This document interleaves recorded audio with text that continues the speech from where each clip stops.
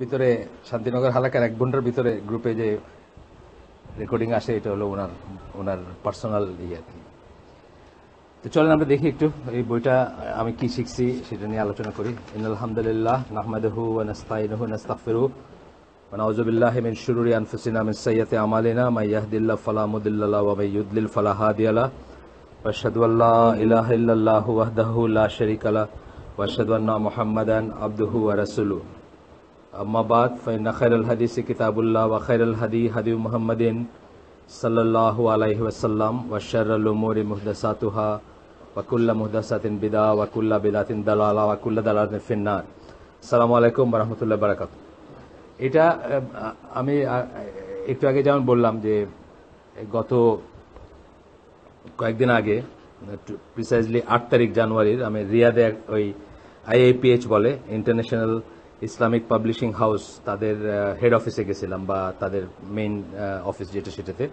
তো বেশ কিছু বই কিনছি আমি, তার ভিতরে এই বইটা একটা প্রবলেমস মুসলিমস ফেসড, তারপরে বলতেছেন ইন টুডেজ ওয়ার্ল্ড।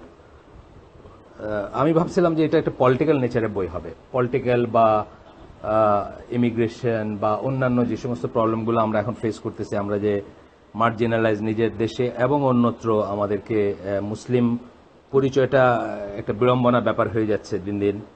আমি ভাবছিলাম যে ওই লাইনের বোধহয় কথাবার্তা থাকবে, কিন্তু আসলে তা না। এটার বেশিরভাগ কথাবার্তাগুলো আসলে পার্সোনাল নেচারের। তো ওনার নাম হচ্ছে আবু জাদে ইসা মাইকেল তফতে। এই সারনেম আমি কখনো শুনি নাই আগে। ফর্মালি আগে ছিলেন উনি কে ছিলেন? রেভারেন্ড তফতে, মানে উনি পাদ্রি মার্কা জিনিস ছিলেন। রেভারেন্ড বলতে আমরা বোঝাই ধর্মযাজক, যারা আর কি খ্রিস্টান ধর্মযাজক, ওইটারই ছিলেন উনি। খ্রিস্টান ধর্মযাজক ছিলেন, তারপরে কনভার্ট করেন। এখানে ওনার লাইফ সম্বন্ধে অল্প কিছু বলা আছে। উনি হচ্ছেন American Muslim convert from new জার্সিতে বাড়ি ওনার। আর মুসলিম কমিউনিটির 10 বছরের উপরে উনি কাজ করেন মুসলিম কমিউনিটিতে। মেজর স্টাডিজের ফিল্ড হচ্ছে ফিক ইসলামিক জুরিসপ্রুডেন্স ফিল্ড। এখানে স্টাডিজ তার মানে বেশিরভাগই। তারপরে ধরেন আরও একটু করলেও উনি ক্লাস নিছেন হচ্ছে তাজকিয়ার উপরে, পিউরিফিকেশনের উপরে, তারপরে প্রেয়ার্স সালাতের উপরে, বিয়ের উপরে এবং রোজা এইসবের উপরে। অ্যারাবিক মরফোলজির উপরে তার পড়াশোনা আছে, ইসলামিক রিটোরিকের উপর আছে, থিওলজির উপর আছে। উনি অনেক জায়গায় লেকচার দিয়ে বেড়ান, ইউনিভার্সিটিতে, মসজিদে এবং ক্যাম্পে, প্রিজনে ইত্যাদিতে। জুমার খুতবাও দেন উনি, জুমার খুতবাও দিয়ে থাকেন, দিচ্ছেন। তাওহীদের উপরেও ক্লাস নেন উনি। এই আর কি ওনার মোটামুটি একটা করছেন। উনি প্রেসিডেন্ট ছিলেন মুসলিম স্টুডেন্টস অ্যাসোসিয়েশন, একটা ইউনিভার্সিটির নাম আছে, সেই ইউনিভার্সিটির এমএসএ যেটাকে আমরা বলি সেটার প্রেসিডেন্ট ছিলেন। আপনারা জানেন যে এমএসএ ওইখানে একটা বড় অথরিটি আসলে। এমনকি সৌদি আরব থেকে যারা ঈদ করার ব্যাপারে, রোজা রাখবেন কিভাবে সেটার ব্যাপারে কিন্তু এমএসএ কে একটা অথরিটি বলেন, যে এমএসএ কে জিজ্ঞেস করেন আপনারা, লোকালি এমএসএ কে জিজ্ঞেস করবেন কবে ঈদ কবে রোজা। এটা মুসলিম স্টুডেন্টস অ্যাসোসিয়েশন। আর এমনিতে আপনার আরও অন্য জায়গাতেও উনি অনেক মুসলিমদের অনেক কাজের সাথে জড়িত আছেন। যাই হোক, আমরা এই বইটাতে আমি হাইলাইট করা অংশটুকু শুধু আপনাদেরকেই করব। আর এখানে আপনার উনি যে এইগুলা করছেন, চ্যাপ্টারগুলোকে যেভাবে করছেন সেটা আমি একটু পড়ে করি। একটা মানে লর্ড শব্দটা, রব যে শব্দটা, আমরা এটার এটা অনেকে অনেক রকম করে, দেখেন না, মানে বাংলায় প্রতিপালক বলে। অ্যাকচুয়ালি এটা অনেক বড় একটা মিনিং, মানে একটা শব্দ দিয়ে, একটা ইংলিশ বা একটা বাংলা শব্দ দিয়ে এটা বোঝানো মুশকিল। এই জন্য উনি ওয়ার্ড লর্ড হিসাবে একটু করছেন। তারপরে ওয়েস্টার্ন ওয়ার্ল্ডে যেহেতু লিখতেছেন উনি, ওই দেশের ফিতনা নিয়ে লেখালেখি। আরেকটা জায়গায় বলছেন যে জিহাদ রেফার্স টু ফাইটিং ওয়েন, বসতে হবে, এখন বসতে হবে, ওয়েন জিহাদ রেফার্স টু ফাইটিং, জিহাদ কখন যুদ্ধের কথা বলে, মানে সেইটা নিয়ে একটা যেহেতু ওয়েস্টার্ন ওয়ার্ল্ডে জিহাদ শব্দটা একটা ক্যাচ ফ্রেজ, এখন তাদেরকে অনেক প্রশ্নের সম্মুখীন হতে হয়। তারপরে আরেকটা অংশে লিখছেন উনি স্লেভারি নিয়ে, এটা একটা ওয়েস্টার্ন ওয়ার্ল্ডে, যেমন আপনি বললেন যে 18 বছরের নিচে বিয়ে নিয়ে কথা বললেন, এটা যেমন একটা অ্যাটাকের মডার্নিস্টদের অথবা পশ্চিমা কাফেরদের যেমন একটা অ্যাটাকের বস্তু ইসলামের, আর একটা বস্তু হচ্ছে স্লেভারিটা। ইসলাম কেন স্লেভারিকে অফিসিয়ালি নিষিদ্ধ করলো না, কেন একটা লেজ লাগায় রেখে গেল যে আরো কোনোদিন দরকার হলে আবার স্লেভারি বা কৃতদাসত্ব আবার আসতে পারে? এটা কিন্তু ইসলাম মানে হারাম বা নিষিদ্ধ করে যায়নি, সিস্টেম বানায় গেছে যেটা অ্যাবলিশ হয়ে যাবে, এটা থাকবে না। কিন্তু এটা কখনো আবার আসতে পারে ফিরে। কখন আসতে পারে? যখন যদি আবার যুদ্ধ হয় কাফেরদের সাথে, যদি আবার ইসলামের আমির, যিনি মুসলিমদের আমির, যদি মনে করেন যে যুদ্ধবন্দী যাদের তাদেরকে স্লেভ হিসাবে উনি বিতরণ করবেন বা স্লেভ হিসাবে চিহ্নিত করবেন, সেটা কিন্তু করার স্কোপ থাকবে। কিন্তু স্বাভাবিকভাবে আপনি একজনের ধরে নিয়ে স্লেভ বানাই দেবেন, এটা আর হবে না কোনোদিন। এটা চিরতরে শেষ, সিস্টেমই নাই এটা। কিন্তু একমাত্র যুদ্ধের ক্ষেত্রে এটা হইতে পারে কখনো, যদি মুসলিম উম্মার আমির যিনি, উনি যদি চান তাহলে হইতে পারে। এই কথাগুলো উনি আলাপ করছেন। এর মনে রাখা উচিত যে উনি একজন আমেরিকান সিটিজেন এবং আমেরিকায় বসবাস করেন, সুতরাং ওনাকে এই জিনিসগুলো প্রায় প্রশ্নের সম্মুখীন হইতে এবং প্রায় উত্তর দিতে হয়, বিধর্মীদের এবং সধর্মীদের প্রশ্নেরও সম্মুখীন হইতে হয়। সুতরাং এটা একটা ব্যাপার, মানে উনি এখানে আনছেন বড় হিসাবে। তারপরে বলছেন, তারপরে চ্যাপ্টারগুলোকে আমি জাস্ট যেহেতু রিভিউ করব বইটা তো আমি পড়বো না, আমি জাস্ট ইম্পর্টেন্ট পার্টগুলো একটু আপনাদের সাথে শেয়ার করব। তারপরে বলতেছেন যে কিভাবে প্রবলেম সলভ করব আমরা, আমাদের সকল causes of all our problems, আমাদের সকল সমস্যার কারণগুলা কি। তারপরে বলতেছেন struggles of the unmarried and the married, আনম্যারিডের স্ট্রাগল এবং ম্যারিডের স্ট্রাগল, মানে যারা বিবাহিত নন তাদের যে স্ট্রাগল আল্লাহর রাস্তায় থাকার, আল্লাহর মতো করে চলার, এবং যারা ম্যারিড তাদেরও যে স্ট্রাগল আমেরিকাতে বা অন্য জায়গায়, সেটাও বলছেন উনি।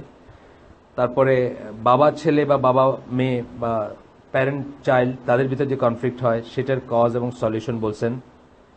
তারপরে প্রিভেন্টিং প্রবলেমস উইথ নেইবার্স, আমাদের যারা পড়োশী, তাদের সাথে আমাদের যে প্রবলেম হয় সেগুলো কি করে আমরা আটকাতে পারি বা অ্যাভয়েড করতে পারি, অন্য মুসলিমের সাথে যে প্রবলেম সেটা কি করে অ্যাভয়েড করতে পারি, নন মুসলিমদের সাথে যে প্রবলেম সেটা কি করে অ্যাভয়েড করতে পারি, এইভাবে চ্যাপ্টারগুলোকে নিয়ে করছেন। Solving problems by practicing the সুন্নাহ ডেইলি সুন্নাহ প্র্যাকটিস করবেন এবং প্রবলেম সলভ করবেন। কিভাবে সলভ করবেন? আনসিন ওয়ার্ল্ডের কথা বলছেন। আনসিন ওয়ার্ল্ড মানে জিন বা ফেরেশতা, মেইনলি জিনের কথাই, এবং তার এফেক্ট অন আওয়ার রিয়েলিটি, আমাদের উপর তাদের কি এফেক্ট আছে। আমাদের তো অনেকের কিন্তু দেখবেন, এই কয়েকদিন আগে আমার দিনী ভাই খুব ক্লোজ, আমাদের মানে আমার ওয়াইফের পরিচিত আমার, তো ওরা খুব ভালো, আমরা এই কাপড়টাই খুব পছন্দ করি, ওদের বাচ্চা কাচ্চা নাই। তো উনি বলতেছেন যে আমরা দুইজন ইন্ডিভিজুয়ালি সারাদিন খুব ভালো থাকি, কিন্তু আমি যেই ঘরে ঢোকার পরেই মনে হয় যে আমাদের দুজনের ভিতরে একটা সমস্যা শুরু হয়ে যাচ্ছে, অথচ তারা কিন্তু খুব হ্যাপি একটা কাপল বলে আমরা জানতাম। তো এইটা খুব ইদানিং হচ্ছে, এটার আমি বলেন যে ওয়ান অফ দ্য রিজনস হচ্ছে শায়াতিন, মানে শয়তানরা এইসব করতে চায়। আপনার ঘরে দেখেন এই ব্যাপারগুলো আছে কিনা বা এই জিনিসগুলো আছে কিনা। 2 নম্বর কজ হতে পারে কেউ কিছু করে থাকতে পারে। বাংলাদেশে এমন একটা দেশ যেখানে মানুষ অন্য মানুষকে হাসতে দেখলে তাদের হিংসা লাগে, কোনো কারণ ছাড়াই মানুষের মানে হাসতেছে এই জন্যই একজন একজনকে হিংসা করে এবং তার অনিষ্ট করার চেষ্টা করে। আপনার বাড়ি তো বরিশাল জোনে, আপনি জানেন তাবিজ তুকার আছে না, খুব মানে কিছুই না, মানে এই লোকটা একটু বিল্ডিং তুলে ফেলছে, তাবিজ করে দিল পারলে, মানে এগুলো চলে বরিশাল, নোয়াখালী, আমার দেশে সিলেটেও খুব চলে। মানে মাজার আর পীর যেখানে বেশি আছে সেখানে এইসব জিনিসগুলো বেশি হয় আর কি। তো এই যে এগুলো হিংসা থেকে, হাসার থেকে হয়, এগুলো নিয়ে কিছু কথা বলছেন উনি। তারপরে how to correctly enjoy the right, সৎ কাজে আদেশ, মন্দ কাজে নিষেধ কারেক্টলি কিভাবে করবেন। এটা করতে গিয়ে তো আমরা দুই সাইডেই করি। একসময় আমরা হয়তো ভয়ে সম্পর্ক নষ্ট হবে এই জন্য মন্দ কাজে নিষেধই করি না, মন্দ কাজের সাথে কোএক্সিস্ট করে যাই, এটা দেখা যায়। আবার একটা দেখা যায় যে খুব হার্ড হইতে গিয়ে আমরা হয়তো তাকে চিরতরে বিমুখ করে দিলাম আর কি, মানে আর কোনোদিন সে ইসলামের ধারে কাছে আসবে না, এটারও দেখা যায় এইটা আমরা। তারপরে আরেকটা বলছেন যে ব্যাকবাইটিং, স্পাইং, এইগুলোর সম্বন্ধে বলছেন। ব্যাকবাইটিং, স্পাইং মানে একে অপরের যে কান শোনা, দেখবেন অনেক সময় ঘরের পাড়তে যাইতেছে, গ্রামে এটা হয়, আপনি কিছু একটা বলতেছেন, হঠাৎ করে দেখলেন যে আপনার নেইবার দাঁড়ায় পড়লো, দাঁড়ায় বাকিটুকু শুনে গেল, এটা হলো মানে স্পাইং এক ধরনের। এইগুলো ইসলামে কিন্তু নিষিদ্ধ ব্যাপার। এগুলো থেকে অনেক খারাপ জিনিস হয়। আপনি অর্ধেক শুনলেন, বাকি অর্ধেক শুনেন নাই, অর্ধেক শুনে আপনি ধরে নিলেন একটা কিছু, বাকি অর্ধেক শুনলে আপনি বুঝতেন যে না, সে আসলে এটা মিন করেনি। এই জিনিসগুলো নিয়ে আলাপ করছেন আর কি জেনারেল। তো আমি হাইলাইটেড পোর্শনে যাব ইনশাল্লাহ। তো স্লেভারি নিয়ে যেগুলো বলছেন এটা আমরা এখানে পড়ার দরকার মনে করতেছি না, তবুও উনি বলতেছেন যে স্লেভারি রাসূল সাল্লাল্লাহু আলাইহি ওয়াসাল্লামের আসার আগের থেকে এক্সিস্ট করছে। ইসলাম অ্যাবলিশ করে না এটা, though it put limits on it and made it a virtuous act to free slaves. Abolish করে নাই, কিন্তু অনেক কিছুতে সৎ কাজের ভিতরে বা অনেক কিছুর এক্সপায়ারেশন কাফফারা হিসাবে স্লেভ ফ্রি করাটাকে একটা করছে। আপনারা দেখবেন কৃতদাস আজাদ করে দাও, কৃতদাস আজাদ করে, মানে প্রথমত নতুন করে কৃতদাস নেওয়ার কোনো রাস্তা রাখে নাই, আর দ্বিতীয়ত এটাকে ফ্রি করার অনেক রকম স্কোপ রাখছে। তাতে কি হয়েছে, আলটিমেটলি অ্যাবলিশড হয়ে গেছে। কিন্তু এখন একমাত্র স্কোপ হচ্ছে, এটাই উনি বলছেন, আমরা এটা আর পড়লাম না, আর এসে গেলাম না। এখন একমাত্র হচ্ছে যখন যদি কোনো সময় যুদ্ধেরই হয় এবং মুক্তিপণ বা বন্দি বিনিময় করার জন্য অনেক সময় এদেরকে বাঁচায় রাখার দরকার হইতে পারে। এদেরকে মেরে ফেললে তো বন্দি বিনিময়ের কোনো স্কোপ থাকবে না। ধরেন আপনি একটা এক্স এর সাথে ওয়াইড যুদ্ধ হলো, একটা সাইড মুসলিম আর একটা সাইড কাফের, কখনো যুদ্ধ হলো, এখন আপনি বন্দি 100 লোককে বন্দি করছেন, ওরাও আপনার 100 লোককে বন্দি করছেন। আপনি যদি মেরে ফেলেন তাহলে আপনার 100 লোক কোনোদিন ফিরে পাবেন না। তাহলে এদেরকে বাঁচায় রাখাটা একটা পলিসি হতে পারে। বাঁচায় রাখলে তাদেরকে স্লেভ হিসাবে মুসলিমদের কাজ করবে, সেটাও একটা পলিসি হতে পারে। মানে এটা জায়েজ, এটা জায়েজ এবং এটা কেউ করতে পারে না। আবার যদি আমির চান যে না আমরা কিছুই করব না, এমনি মুক্তি দিব বা টাকার বিনিময়ে মুক্তি দিয়ে দিব, সেটাও করতে পারেন, সেই স্কোপও আছে। যাই হোক, লর্ড শব্দটা নিয়ে একটু জানার ব্যাপার আছে। এটা উনি বলতেছেন যে the original meaning of is master or ruler.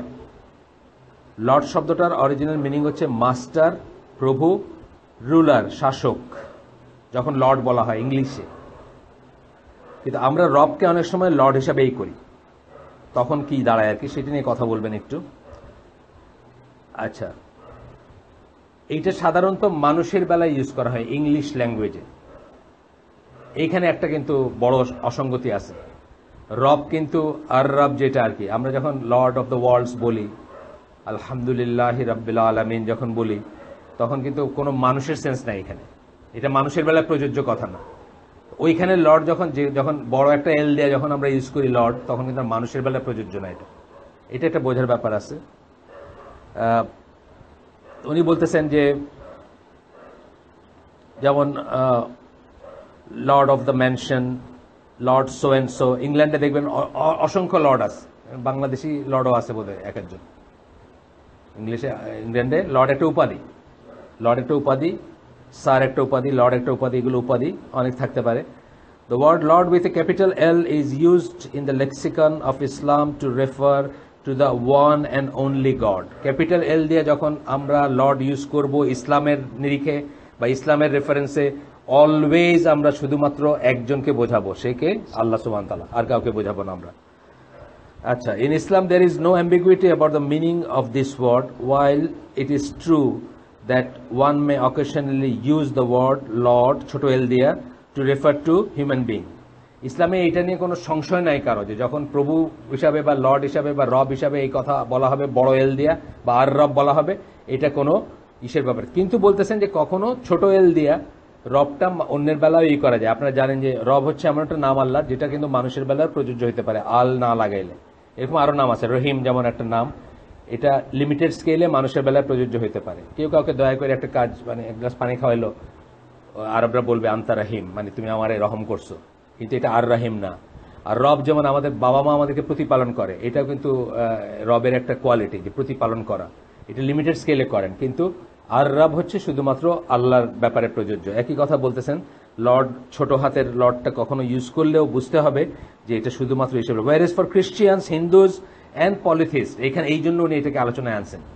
Christian, Hindu এবং মুশরিক যারা, তাদের ব্যাপারে বলতেছেন the Lord with a capital L may refer to Allah, to Jesus and Lord Krishna বলে ওরা। যেমন দেখছেন না, লিখছে ইন্ডিয়ানরা, হিন্দুরা বড় হাতের এল লেখা লর্ড কৃষ্ণা বলবে, জিসাসকে লর্ড বলে, আল্লাহকেও বলতে পারে ওরা, মানে আল্লাহ বলতে তারা যা বোঝায় মানে সুপ্রিম অথরিটি, তাকেও বলতে পারে হিন্দু, খ্রিস্টান এবং মুশরিকরা।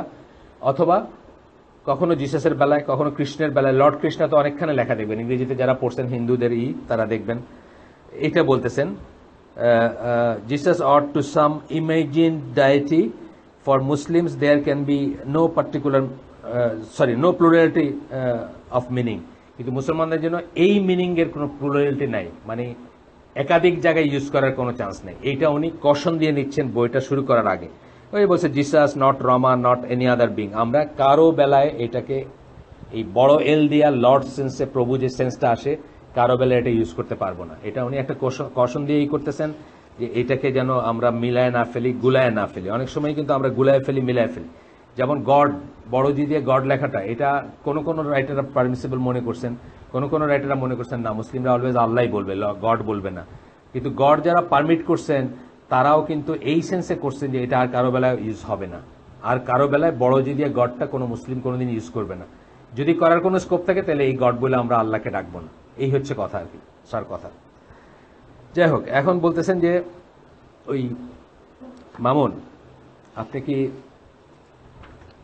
ওনার সাথে একটু যাবেন, ওনার সাথে উপরে যান, উনি একটা অ্যামাউন্ট দিবেন, ওটা একটু গনে রেখে দেন, এই কাগজটা ওনাদেরকে দিয়ে দেন। হ্যাঁ, আপনার কাছে রেখে দিন, উপরে নিয়ে যান, ওনাকে ওনার মেয়েকে নিয়ে যান এবং এই কাগজটা ওনাকে দিয়ে দিন। আপনি যান ওনার সাথে একটু, আমি যেতে পারবো না এখন, পরে রবিবারে আপনার মেয়েকে বললেন ফোনে কথা বলে আমার সাথে কাছে আসতে, রবিবারে এসে বাকিটুকু কনক্লুড করবেন। আচ্ছা, এখন আসেন, উনি একটা যেটা কি বলছে, জিহাদ কখন ফাইটিং বোঝাবে। জিহাদ শব্দটা কিন্তু মক্কান সূরাতে আসছে, যখন জিহাদের কোনো কনসেপ্টই ছিল না। আপনারা যদি দেখেন সূরা আনকাবুতে জিহাদ কথাটা আসছে, তখন কিন্তু আনকাবুত কিন্তু মক্কান সূরা, মক্কা পিরিয়ডের সূরা। মক্কা পিরিয়ডে জিহাদের কোনো কনসেপ্টই ছিল না মুসলিমদের। আপনারা জানেন দ্বিতীয় হিজরিতে প্রথম আল্লাহ পারমিট করলেন মুসলমানদের যুদ্ধ করতে। তাইলে ওখানে কি জিহাদের কথা বললেন? তার মানে জিহাদ অস্ত্র নেয়া বা লাঠি নেয়া জিহাদের আগেই জিহাদটা এক্সিস্ট করতো, এবং সেই জিহাদটা এই জিহাদ না। যারা বলে যে নফসের জিহাদ বলতে কিছু নাই, তারা অত্যন্ত ভ্রান্ত একটা কথা বলেন। প্রাইমারিলি জিহাদটা স্ট্রাগল সেন্সে ইউজ করা হয়েছে যখন প্রথম 13 বছর, মেক্কান পিরিয়ড কি 13 বছর না, প্রথম 13 বছরে জিহাদ যতবার কোরআনে ইউজ হয়েছে সেটা কিন্তু স্ট্রাগল হিসাবে ইউজ হয়েছে। স্ট্রাগল মানে আপনার নিজের ভিতরে স্ট্রাগল, বা এই যে আমরা এখন যেগুলো ফেস করতেছি। এখন একটা মুসলিম হয়ে আপনি যে কোনো জায়গায় আপনাকে হয়রানি করতেছে, যে কোনো জায়গায় আপনাকে নিয়ে হাসি ঠাট্টা করতেছে, যে কোনো জায়গায় আপনাকে ঢুকতে দিতে চিন্তা করতেছে, জিজ্ঞেস করতেছে আপনি সত্যি কি, বুঝছেন না? অনেকটা ঢুকতে দিতে চিন্তা করে না, যে আপনার ঢুকতে দিবে কেন, তাকাই দিচ্ছে আপনার দিকে। আপনি কোনো খুব বড় একটা জায়গায় কারোর সাথে দেখা করতে গেছেন, একবার তাকায় দেখতেছে যে এইরকম চেহারার তো কেউ কোনোদিন আসে নাই। এই যে জিনিসগুলো ডেইলি বেসিসে আপনি ফেস করতেছেন, বা আপনার কষ্ট হচ্ছে, বা আপনার ঝামেলা হচ্ছে, এইটাকেই কিন্তু জিহাদ বলছে। মানে মেক্কান পিরিয়ডের কথা আমি বলতেছি, 13 বছর। তারপরে 13 আর 2 15, মানে আরো 2 বছর পরে, মদিনায় আসার 2 বছর পরে আল্লাহ প্রথম ডিফেন্সিভ জিহাদটা পারমিট করলেন, যে যাদেরকে ঘর থেকে তাড়াই দেওয়া হয়েছে বা যাদেরকে করা হয়েছে, যাদের উপর অত্যাচার করা হচ্ছে, তারা নিজেকে প্রোটেক্ট করতে বা নিজেদেরকে রক্ষা করতে, ডিফেন্সিভ যেটা বলে আত্মরক্ষামূলক, সেটা করতে করার পারমিশন দেওয়া হলো তাদেরকে। সূরা হাজে আসছে বা অন্যত্র আসছে। তো এটা বুঝতে হবে যে তাইলে ওই কনসেপ্টটা অনেকে বলে, যেমন দুইটাই ভুল। অনেকে বলে যে নফসের জিহাদই শুধু জিহাদ, বা নফসের জিহাদ বড় জিহাদ, এইটা যেমন ভুল। আবার অস্ত্র ছাড়া কোনো জিহাদ নেই, এটাও ভুল। জিহাদ প্রাইমারিলি যখন কথা বলা হয়েছে কোরআনে, সেটা অস্ত্র ছাড়াটাই বোঝানো হয়েছে। এবং আপনারা দেখবেন, আনকাবুরটা আমি রেডিলি মনে করলাম, মনে আসলো আমার, আপনারা খুঁজে দেখবেন অনেক মেক্কান সূরাতে অনেক জায়গায় আছে, আরো জায়গায় আছে জিহাদ কথাটা, মেক্কান সূরাতে আসছে অনেক জায়গায়। আচ্ছা, তো এখানে কন্ডিশন বলতেছেন যে জিহাদের কতগুলো কন্ডিশন আছে, সেই কন্ডিশনগুলোর ভিতরে উনি একটু আলাপ করতেছেন। এখানে আমি যেটা হাইলাইট করছি সেটা পড়তেছি, যে it should take place only under an Islamic authority that raises the banner for such jihad. জিহাদের কন্ডিশন নিয়ে আলাপ করছেন উনি, অনেক কন্ডিশন আছে, অনেক কন্ডিশন আছে, রুল আছে, নিয়ম আছে, কন্ডিশন আছে, দ্যাট নিড টু বি মেট। মানে এটা আগেই হবে, মানে জিহাদ শুরু করার আগেই, যদি ফিজিক্যালটা বলতেছেন উনি, সেই কন্ডিশনগুলো এই করতে হবে। প্রথম রুল বলতেছেন is that people are not to be fought because of what they believe or to coerce them to accept Islam. দুইটা কথা বললেন, তাদের ধর্মবিশ্বাসের জন্য তাদের এগেনস্টে যুদ্ধ করা যাবে না, এবং জোর করে তাদেরকে ইসলামে আনার জন্য যুদ্ধ করা যাবে না। দুইটা কথা বললেন। তারা যে বিশ্বাস করে, মানে খ্রিস্টিয়ান, বিশেষ করে people of the book, Christian, ইহুদি যারা, তারা যেটা বিশ্বাস করে, তারা তো জিসাসে, মানে ঈসা আলাইহিস সালামরে আল্লাহর ছেলে মনে করেন না, এই জন্য কিন্তু আপনি তার সাথে যুদ্ধ করতে পারবেন না, আর তাকে মুসলিম বানানোর জন্য যুদ্ধ করতে পারবেন না জোর করে। এটা জানেন তো, এটা কিন্তু পারবেন না, এটা নিয়ম নাই।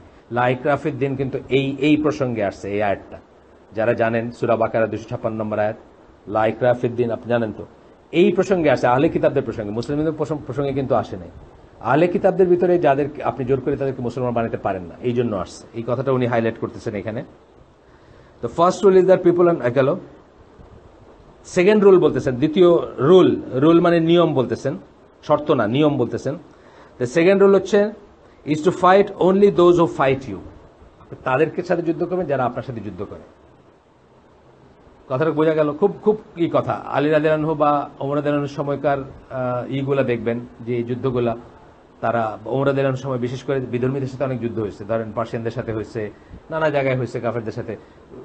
সবসময় তারা তিনটা টার্ম করছে। একটা হচ্ছে যে ইসলাম গ্রহণ করো, না হয় জিজিয়া দাও, বশ্যতা স্বীকার করো। ইসলাম গ্রহণ করে না, ইসলাম গ্রহণ করতে ভাই, ইসলাম গ্রহণ না করলে বশ্যতা স্বীকার করো, জিজিয়া কর দিতে শুরু করো, ট্যাক্স আছে দিতে শুরু করো, আমরা যুদ্ধ করব না। থার্ড অপশন হচ্ছে যুদ্ধ করা। ওই দুটো যদি না করো তাহলে আমরা তোমাদের সাথে যুদ্ধ করবো। এই ছিল নিয়ম। এটা বলতেছেন যে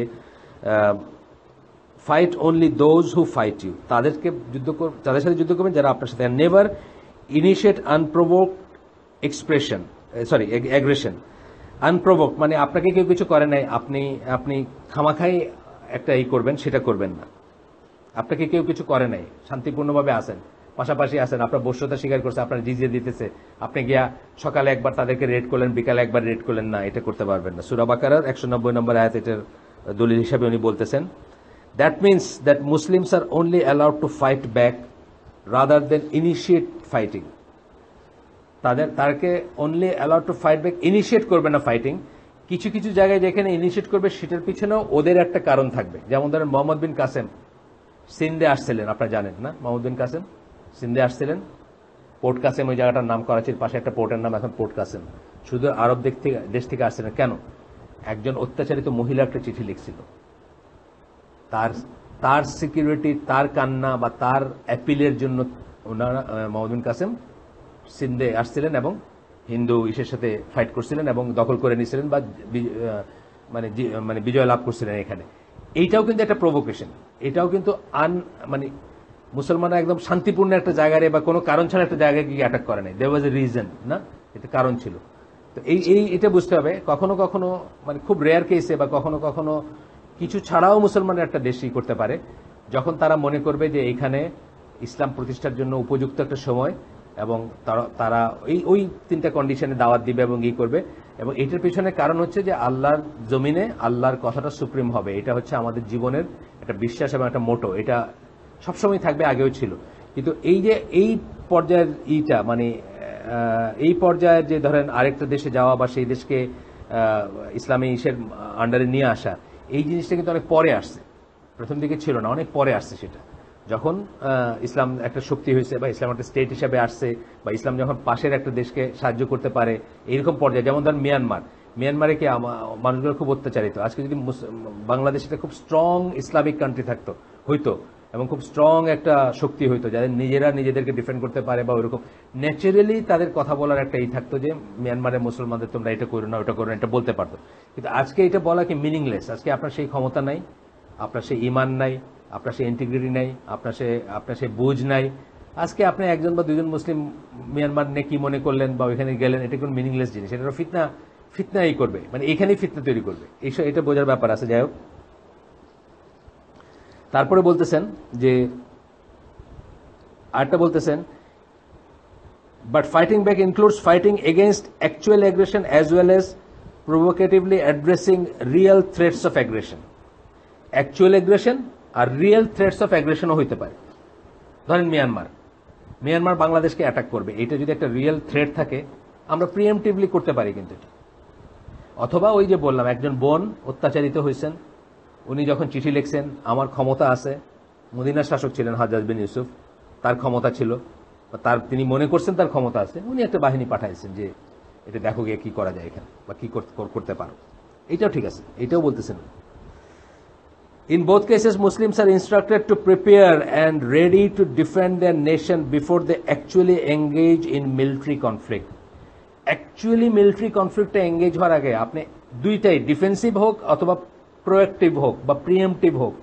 একটা হলো ডিফেন্সিভ, মানে আসলে অ্যাটাক করে ফেলছে আপনাকে, আপনি তখন নিজেরা বাঁচাবেন। একটা হচ্ছে ওরা প্রিপেয়ার করতেছে। তাবুকের যুদ্ধটা কিন্তু এরকম ছিল, তাবুকের যুদ্ধ একটা যুদ্ধ হয় নাই। রাসূল সাল্লাল্লাহু আলাইহি ওয়াসাল্লাম জাস্ট একটা দেখাইতে গেছেন যে we are going to face you, আমরা তোমাদের সাথে যুদ্ধ করবো, এটা দেখাইতে গেছেন। মানে সামনাসামনি হলে করতেনও, কিন্তু অ্যাকচুয়ালি কিন্তু যুদ্ধ হয়নি। এইটাই ইটসেলফ একটা মেসেজ ছিল, এটাই এনাফ ছিল যে এত দূর থেকে তারা ওইখানে গেছেন। কোয়াইট ডিস্টেন্স, কিন্তু আমরা এবার সৌদি আরব ঘুরলাম তো, মানে পায়ে হাঁটা ডিস্টেন্স হিসাবে অনেক ডিস্টেন্স আর কি, ইসের থেকে তাবুক, মদিনার থেকে। কিন্তু এটা দেখাইতে গেছেন, মানে এই যে প্রিএমটিভ কথা হবে যে আপনার সীমান্তে কেউ ষড়যন্ত্র করতেছে আপনাকে নিয়ে, যে আপনাকে অ্যাটাক করবে, করতে পারে, ওইটার একটা খারাপ কাজের এফেক্ট আপনার এখানে হইতে পারে, হ্যাঁ তখন যাবে। এই যে সৌদি আরবরা এখন যেটা করতেছে, দেখছেন বোধহয় পেপারে আজকে, দেখছেন না কালকে থেকে, হ্যাঁ ইয়েমেনে যেটা করতেছে, এটা পাইছেন না, বুঝে দিয়েছেন না কাগজটা আমাদের? হ্যাঁ, এই যে সৌদি আরবরা আজকে যেটা করতেছে, যে মানে এটা হচ্ছে বেসিক্যালি আপনার কি পরিচিত নাকি ওনার সাথে পরিচিত? ও আচ্ছা আচ্ছা আচ্ছা, ও আচ্ছা, আগের দিন। আচ্ছা, তো এই যে করতেছে সৌদি আরবরা, এটা কিন্তু ওই ধরনের একটা জিনিস। কারণ সৌদি আরবে অনেক শিয়া আছে, সৌদি আরবে অনেক শিয়া আছে ইস্টার্ন প্রভিন্সে। তারা কিন্তু একটা সময় সুযোগ পাইলে কোনোদিন, আমার গ্লাসটা একটু দেন, এটা আমার খাওয়া পানি, এটা দেন একটু খাই।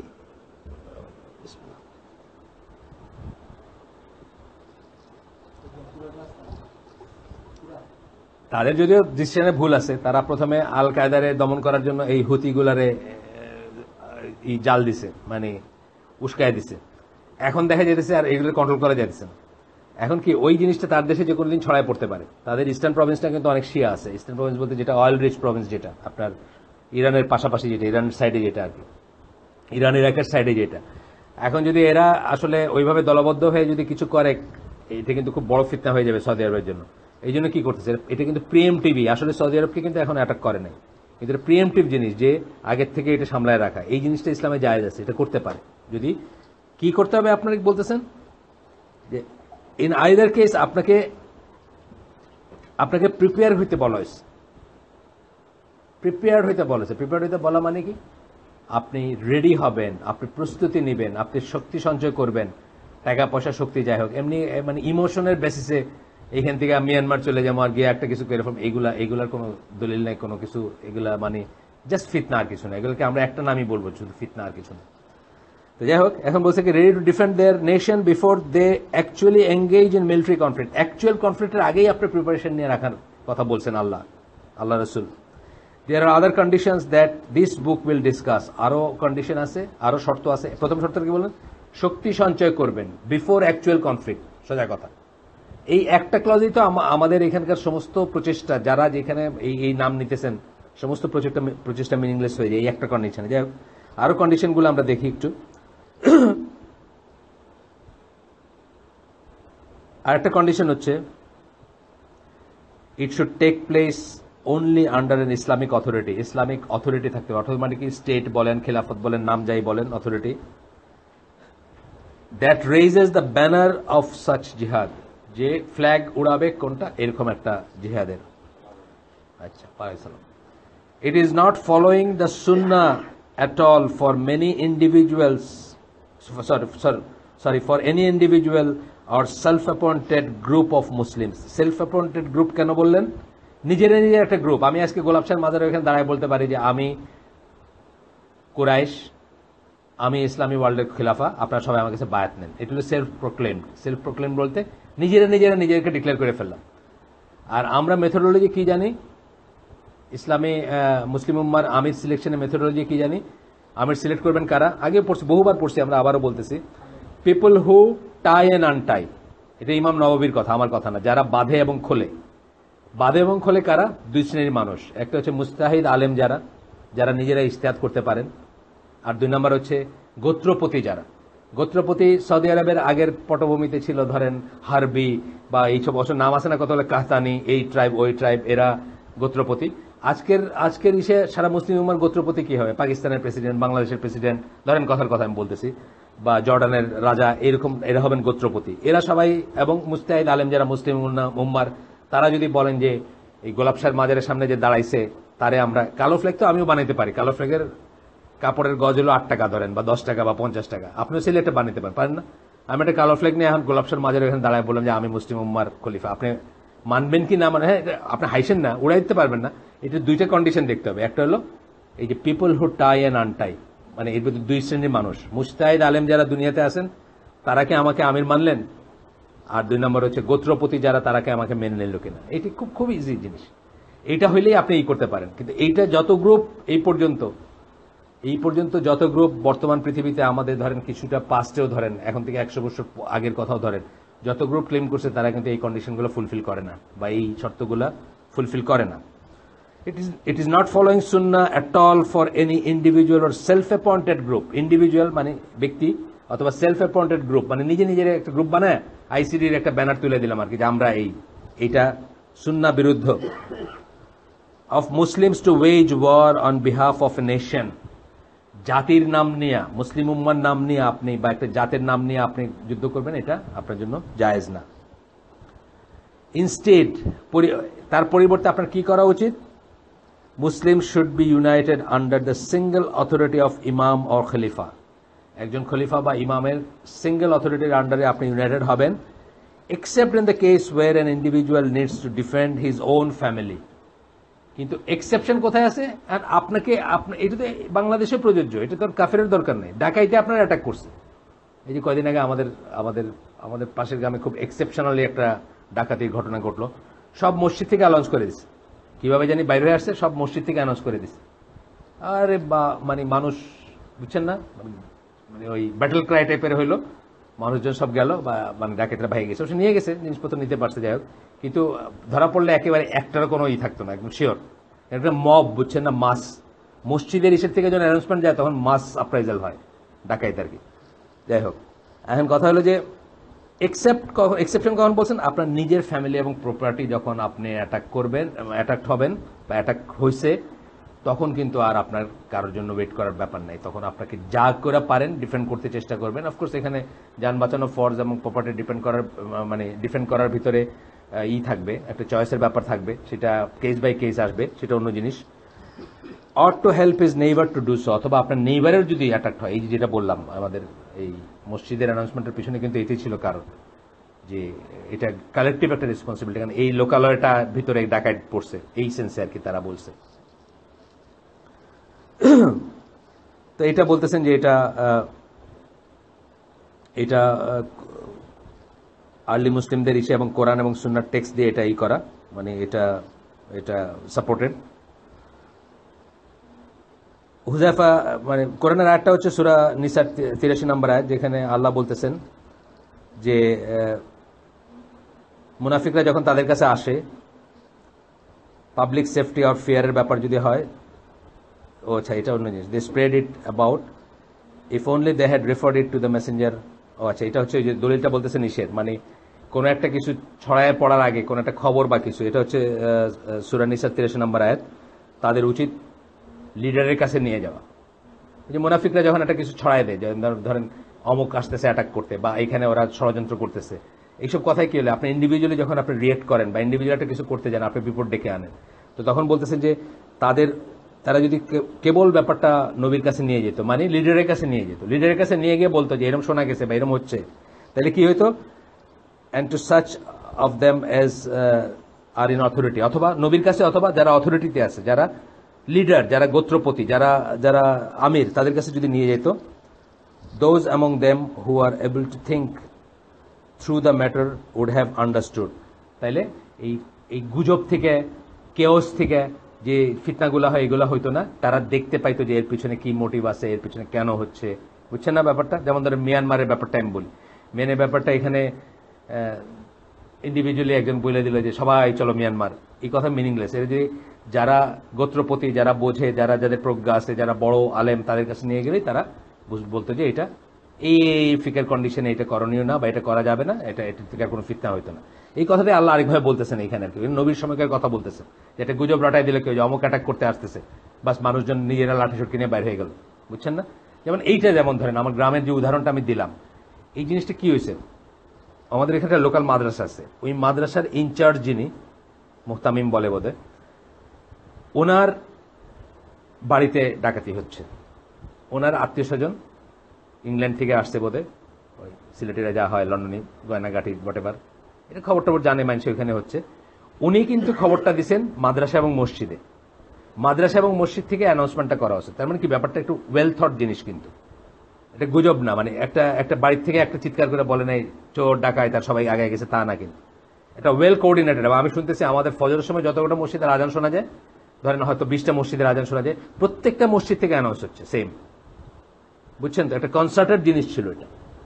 কিন্তু আপনি যদি গুজবের উপরে ধরেন ফিসফাস এই অমুক বাড়িতে মনে হয় কারে জানি দেখলাম, তারপরে আস্তে আস্তে এটা ডাকাইত হয়ে গেল। ধরেন একবার হলো কারে জানি দেখলাম, 3-4টা বাড়ি পরে গিয়ে হয়ে গেল ডাকাইত আসছে, তারপরে দেখেন একটা ফিতালে হয় না এরকম জিনিস, গিয়ে দেখেন কিছুই না। এইগুলো আর কি, এইগুলোর কথা বলা হচ্ছে। আর সুন্নার একটা ব্যাপার আসতেছে যে হুযায়ফা বিন ইয়ামান রাদিয়াল্লাহু আনহু থেকে বুখারীর একটা হাদিস এখানে আসতেছে, what if the Muslims have no single leader. উনি জিজ্ঞেস করছেন এক পর্যায়ে রাসূল সাল্লাল্লাহু আলাইহি ওয়াসাল্লামকে, যদি মুসলমানদের একজন কোন নেতা না থাকে, একজন নেতা নাই, যেটার কথা আমি বলতেছি একটু আগে, দে আর ডিভাইডেড ইনটু ডিসপিউটিং গ্রুপস, তারা দলে দলে বিভক্ত, অনেক দল। রাসূল সাল্লাল্লাহু আলাইহি ওয়াসাল্লাম কি বলছেন তাকে? If they have no single leader or unified group then leave all this disputing groups. তাহলে এই সব, যদি সিঙ্গেল লিডার না থাকে আর অনেক দলে দলে বিভক্ত হয়, সব দল ত্যাগ করো। এটা আকরামুজ্জামান ভাই সবসময় বলেন এখানে, এটা এমন একটা সময় এখন যাচ্ছে যে দল ত্যাগ করাটা হচ্ছে, যে দল ত্যাগ করলো সে জামাতে আছে আর কি, আল জামার অংশ। আল জামা বলতে আল্লাহ রসুল যেটাকে বলছেন, যে জামাতের কথা বলছেন যে আমি এবং আমার সাহাবীরা এই পথের উপর আসি, এই পদ্ধতির উপর আসি, আপনি সেইটার কিনা এটা বোঝার উপায় হলো যে আপনি সব দল ত্যাগ করছেন। দল ত্যাগ করাটাই হচ্ছে এখন সুন্নাহ, দল জয়েন করা সুন্নাহ না।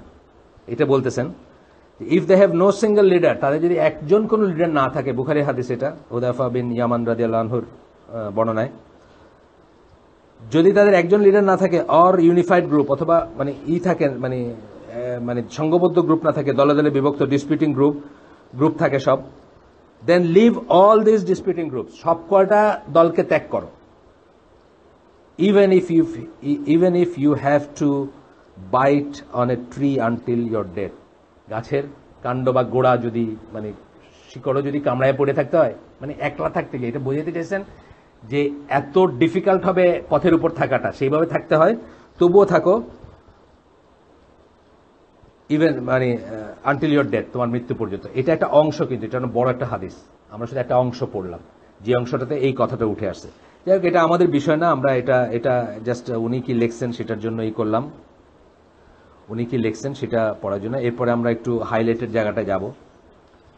উনি প্রথমেই একটা জায়গা ডেডিকেট করছেন প্রিফেসে, আল্লাহর সকল প্রশংসা আল্লাহর, এটা বলতে গিয়া একটা ফুটনোট দিয়েছেন। সেই ফুটনোটে কিছু কথা বলছেন। ইনফ্যাক্ট জিসাস আলাইহিস সালাম never use the word god.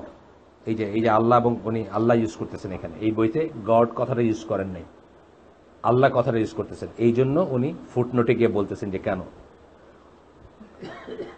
উনি আসলে খুতবাতুল হাজাই করছেন পয়লা, আমি ওইটাতে ডিটেলস না গেলেও চলবে, কিন্তু আমি শুধু এই ফুটনোটটা পড়তে যাচ্ছি যে ঈসা আলাইহিস সালাম কখনো গড শব্দটা ব্যবহার করেন না। এই যে একটু আগে আমরা বললাম না যে কি নামে আল্লাহকে ডাকবেন বা কি নাম আল্লাহর, সেটা একটা ইম্পর্টেন্ট ব্যাপার।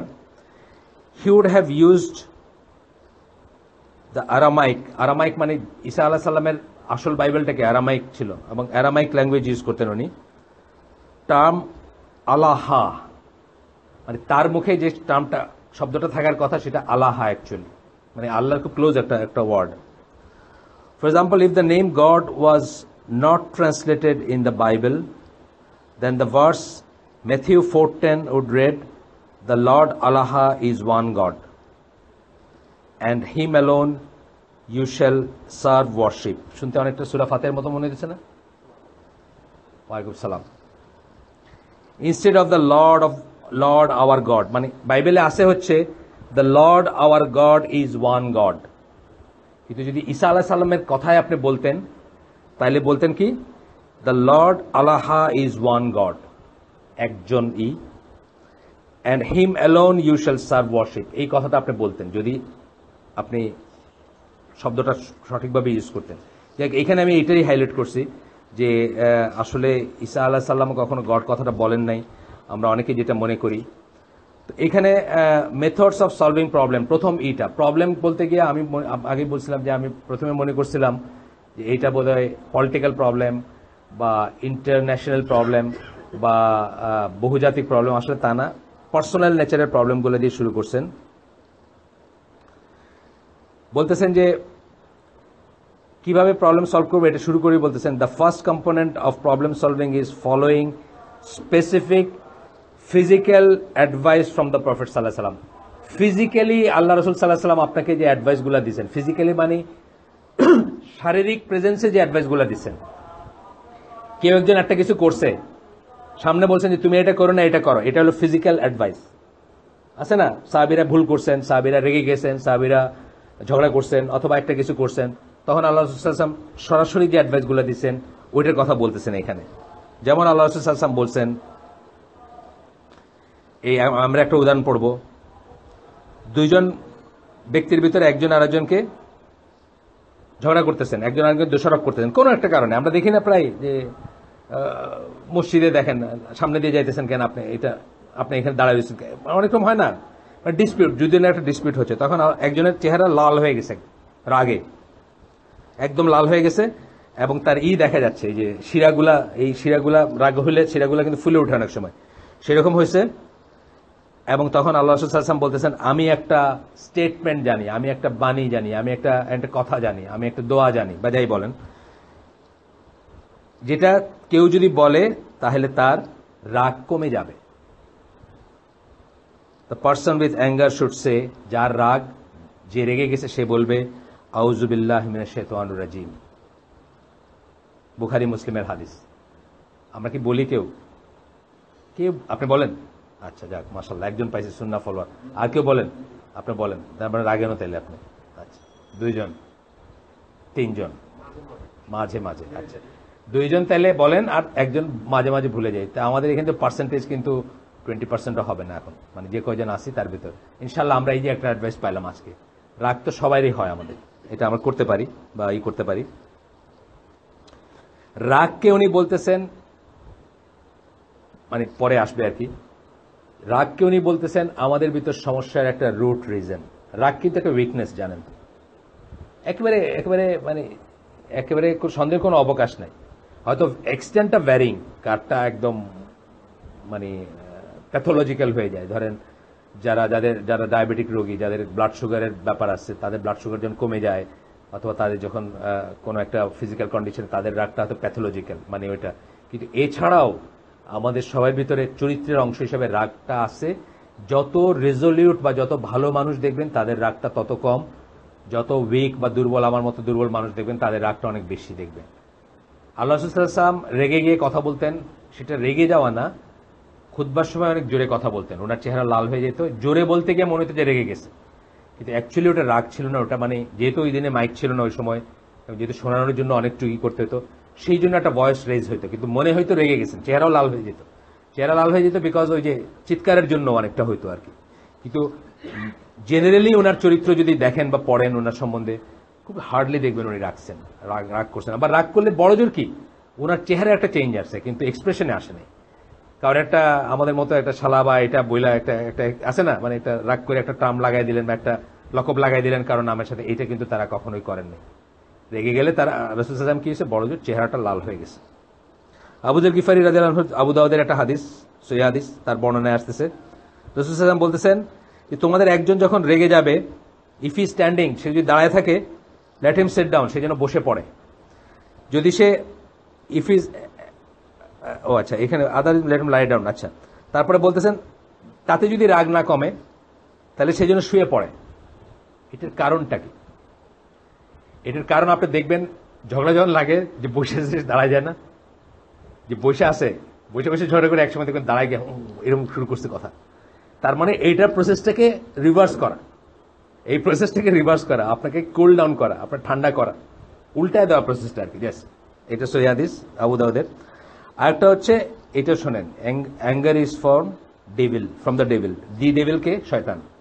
দি ডেভিল যখন বলবেন তখন আমরা কি বুঝবো ইংরেজিতে, বাংলায় বা এসে বুঝবো শয়তানের কথা বলা হচ্ছে, যখন মানে নির্দিষ্ট করে দেওয়া হচ্ছে।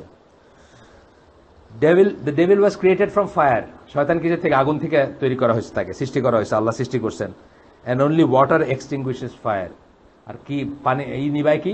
আগুনকে নিবায় কি? পানি আগুন নিবায়। Therefore if one of you becomes angry, তোমাদের কেউ যদি রেগে যায়, রাসূল সাল্লাল্লাহু আলাইহি ওয়াসাল্লাম বলতেছেন তোমাদের কেউ যদি রেগে যায়, let him perform ablution, সে যেন ওযু করে। খুব এফেক্টিভ এটা, খুব এফেক্টিভ এটা, সাংঘাতিক এফেক্টিভ ওযু করাটা। সেটা আসতেছি পরে। এটা হচ্ছে আবু দাউদ এবং আহমদের হাদিস। আপনার ওযুর একটা উইজডম এমনি আমি বলতেছি। ওযুতে আপনি কি করেন? টিপগুলা ধোন, শরীরের টিপ, প্রান্তগুলা ধোন, তাই না? প্রান্তগুলাতে পানি লাগে, কান, মাথা, পা, প্রান্তগুলাতে পানি লাগে। এটা সাংঘাতিক নার্ভ সুদিং একটা ব্যাপার আছে। এবং অনেক আগে ছাত্র ইউনিয়ন করতো, আমার এক মানে ছোট ভাই ছিল, সে কোথ থেকে বাইর করছে যে ইব্রাহিম আলাইহিস সালামের বউদের ভিতর ঝগড়া হতো, তখন মানে হয়তো বা ইসের আমি জানি না, সোর্সে যাই না, তখন তাদেরকে এই কানের দুল পরার ইটা ওইখান থেকে আসে, এখানে ওয়েট জুলাই দিলে নাকি রাগ কমে যায়। তো যাই হোক, সেটা সে এই প্রসঙ্গে বলছিল, কানের ওয়েটের প্রসঙ্গে বলে। সে বলছে যে আমরা যে কানের করি না, কানের লতি টতি এগুলো করি না, এটা নাকি সাংঘাতিক কুলিং এফেক্ট আছে, এবং এটা আপনার রাগ সহ সকল প্রকারের উত্তেজনা যেগুলা, ইম্পালস যেগুলো, সেগুলোকে কুল ডাউন করে। আর এই জন্য ওয়ান অফ দ্য রিজনস কিন্তু বিছানায় যাওয়ার আগে আপনাকে যে ওযু করতে বলা হয়, এটা হচ্ছে যে আপনার ওয়াইফের সাথে আপনার যখন মানে দাম্পত্য সম্পর্ক স্থাপন হবে, আপনি তখন একটা কুল স্টেটে থাকবেন। কুল স্টেটে থাকাটা কিন্তু খুব ইম্পর্টেন্ট। তা না যে ও হেস্টি, বুঝছেন না? এবং দাম্পত্য জীবনে হেস্ট বা সেলফিশনেস বা তাড়াহুড়া করাটা কিন্তু অনেক দাম্পত্য সম্পর্ক ভেঙে যাওয়ার একটা রুট রিজন কিন্তু। Because you don't care about the others, মানে অন্যের ব্যাপারে আপনি কেয়ারফুল হবেন না বা আপনি তোয়াক্কা করবেন না। কিন্তু যখন আপনি, এটা তো একটা রিলিজিয়াস অ্যাক্ট, আপনি জানেন, আমরা বাইরে টাইম আমরা সবাই জানি দাম্পত্য সম্পর্ক বা ওয়াইফের হক আদায় করাটা রিলিজিয়াস অ্যাক্ট। এবং এই অ্যাক্টের ভিতরে যদি অজু থাকে বা অজু করে যদি আপনি বিছানায় যান, আপনার কিন্তু অনেক কুল অ্যান্ড কাম থাকবেন আপনি, এবং আপনি অনেক সংযত আচরণ করবেন। এটা আমি জাস্ট হঠাৎ করে আসলো এই সময়, প্রসঙ্গত আসতে আমি বললাম। এগুলো আমরা আমি তো মনে করতেছিলাম যে এইটার উপর বই লিখে যাব নাকি, কিন্তু জীবিত অবস্থায় এটা করাটা বেশ এম্বারেসিং হবে। এই জন্য ভাবতেছি যে অনেকে আমাকে বলছে যে এইগুলো এই কয়দিন আগে কে জানে আমাকে খুব খোলাখুলি, ও যার কথা বললাম, যে ভাইটার কথা বললাম, যে বলছে যে তাদের ভিতরে ঝগড়া হয় বাসায় গেলে, বললাম না একটা ভাইয়ের কথা, তাকে কিন্তু আমি এটা বলছি যে আপনার এইখানে কোনো গ্যাপ হচ্ছে কিনা আপনি দেখেন। এটা বলছি, দুই সাইড থেকে হইতে পারে গ্যাপ, যে এক সাইড থেকে হবে তা না, দুই সাইড থেকে হইতে পারে। এবং যদি গ্যাপ হয়, এটাকে কিন্তু আপনি জেনে এবং আলাপ করে, ঠিক যেভাবে আমরা একটা ঘরে কোথায় টেবিল রাখবো ঠিক করি না, দুজনে আলাপ করে, হাজব্যান্ড ওয়াইফ আলাপ করে ঠিক করি না, টেবিলটা এখানে না রেখে ওখানে রাখলে ঠিক হয় বা ওখানে রাখলে সুন্দর হয়।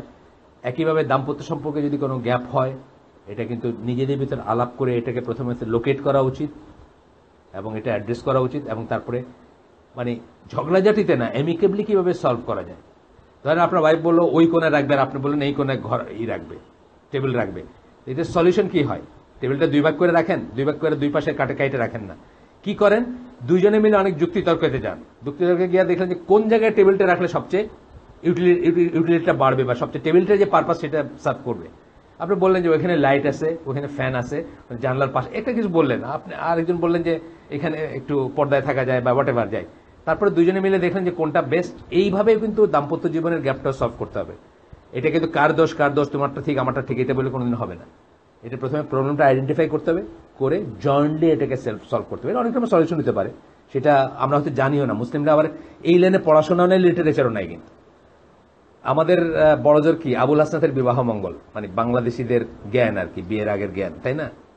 এটা কিন্তু সুন্নায় কিন্তু এটার মানে অনেক ব্যাপার আছে। এই যেমন ওজুর কথা বললাম, হয়তো এই মজলিসে অনেকে শুনছেন, কিন্তু বাইরে কয়টা লোক জানে এই জিনিসটা, যে এইটাও একটা ফ্যাক্টর হইতে পারে, এটাও একটা বরকতের জিনিস হইতে পারে, এটাও একটা ব্লেসিং এর জিনিস হইতে পারে। কয়জন লোক জানে এটা? নোবডি কেয়ারস, তাই না? মানে আজকের দিনে তো এটা প্রশ্নই ওঠে না। যেখানে নামাজি পড়ে না মানুষ, সেখানে আবার আরেকটা এক্সট্রা ওযু করবে শুইতে যাওয়ার আগে, এটা প্রশ্নই ওঠে না কোনো। এই জন্য কি হচ্ছে, আমাদের দাম্পত্য সম্পর্কে শয়তানের শেয়ার হয়ে যাচ্ছে। আমাদের ঘরে ঘরে এই শায়াতিন কই থেকে আসতেছে? ফেসবুক দেখা, পর্নোগ্রাফি দেখা শায়াতিনরা কই থেকে আসতেছে? ছোট শয়তান, মানুষরূপী শয়তান কই থেকে আসতেছে? আমাদের পোলাপান জন্মের ভিতরে শয়তানের শেয়ার আছে। আমরা যদি দোয়া না পড়ে সুন্নাহ তরিকায় যদি আমরা দাম্পত্য সম্পর্ক আমাদের না হয়, তাহলে কি হবে? শয়তান শেয়ার করবে, তাই না? আমাদের তো শেয়ারিং শুরু হয়ে যায় দরজা খোলার থেকে নিয়ে।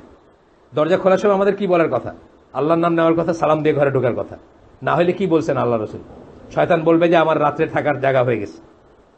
তারপরে খাইতে গিয়ে কি বলছেন? আল্লাহর নাম নিতে হবে, নাহলে শয়তান বলবে যে আমার থাকার জায়গা হয়েছে, খাওয়ার জায়গা হয়েছে, খাওয়ার ব্যবস্থা হয়েছে। আর বাকি রইল একটা, ওইটাও কিন্তু শয়তান শেয়ার করে, জানেন তো? ওইটাও শয়তান শেয়ার করবে যদি আপনি সুন্নাহ অনুযায়ী বা প্রপার ইসি না হয়। তারপরে যখন দেখবেন আপনার ছেলে আপনার কথা শুনে না, বা আপনার ছেলে সারা রাত ফেসবুকে বসে থাকে, আপনি আফসোস করার কোনো কারণ নেই। আপনি এটার বীজ বপন করছেন অনেক বছর আগে, 20-30 বছর আগে এটার বীজ বপন করছেন যে আপনার ছেলে এরকমই হবে, হওয়ার কথা আর কি। তারপরে যদি আল্লাহ তাকে করেন সেটা অন্য কথা, আল্লাহর রহমত সেটা। কিন্তু আমরা যে সুসন্তান চাইবো, সুসন্তান চাইতে গেলে গ্রাউন্ড ওয়ার্ক আছে, পেছন থেকে শুরু করতে হবে, চিন্তা ভাবনা। এগ্রি করেন? আর কেউ ডিসএগ্রি করলে বলেন। ডিসএগ্রি করলে আমি ডিবেট করবো তার সাথে, যে ডিসএগ্রি করলে বললেন, ভয়েস আওয়াজ তুললেন, অসুবিধা নেই। ওই যে উনি বলছেন, ওনার এক ডাক্তার বোন বলছে যে আমি যতদূর বুঝি, কি বলছে, এটা বিয়ার বয়স না। আয়েশা রাদিয়াল্লাহু আনহাকে যে বয়সে বিয়ে করছেন রাসূল সাল্লাল্লাহু আলাইহি ওয়াসাল্লাম, এটা বিয়ার বয়স না। মানে উনি ডিসপিউট করতেছেন, উনি ডিবেট করতে যাচ্ছেন আল্লাহ রসুলের একটা অ্যাকশনকে।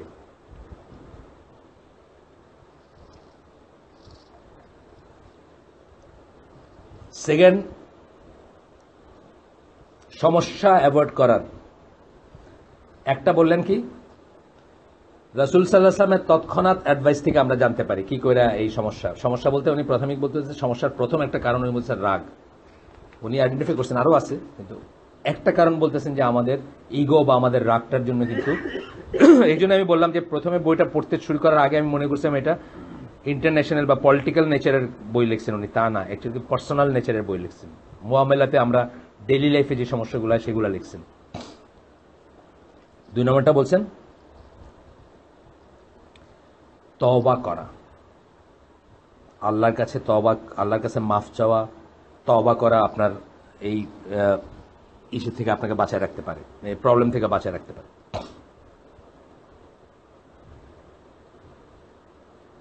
রেজাল্ট ডিসকাশন আবার আসছে, এই মেসেজটা 12টা হয়ে গেছে, এখন 11টা ছিল, এখন 12টা হয়ে গেছে। আপনার দেখেন মেসেজ যাবে আপনাদের কাছে কালকে।